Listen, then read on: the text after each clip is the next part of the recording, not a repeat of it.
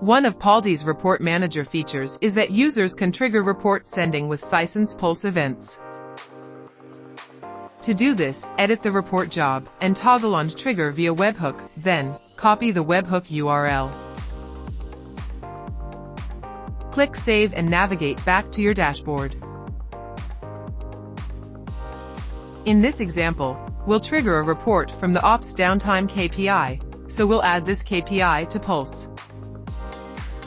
Next, in the Notification Options tab, click on Add Webhook. Give it a name and paste the webhook URL we created for the report.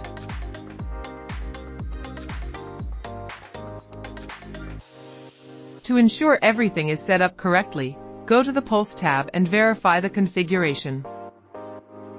Now, whenever the KPI hits the threshold, the audience will receive the report in their inbox.